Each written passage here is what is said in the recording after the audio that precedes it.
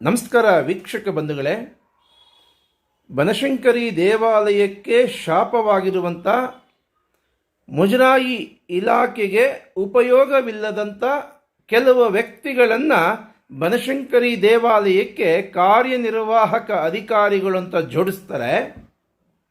ನಿನ್ನೆ ಎಂಥ ಅವಘಡ ನಡೆದಿದೆ.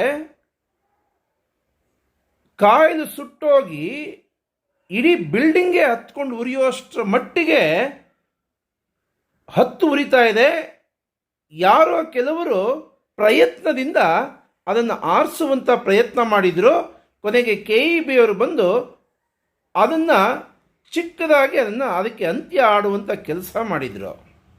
ನಾನು ಈವರೆಗೆ ಯಾವ ಅಧಿಕಾರಿಗಳನ್ನು ಬೆರಳು ಮಾಡಿ ತೋರಿಸಿದ್ದೀನಿ, ಅವರೆಲ್ಲರೂ ಸಮಾಜಕ್ಕೆ ಉಪಯೋಗವಿಲ್ಲದ ಇಲಾಖೆಗೆ ಶಾಪವಾಗಿರುವಂಥ ವ್ಯಕ್ತಿಗಳು.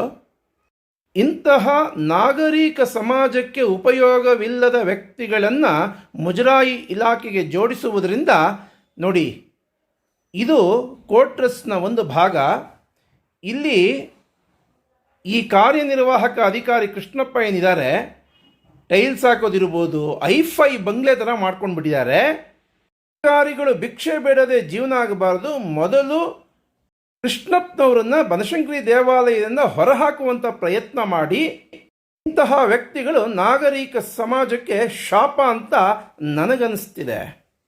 ಆಗಬಾರ್ದು.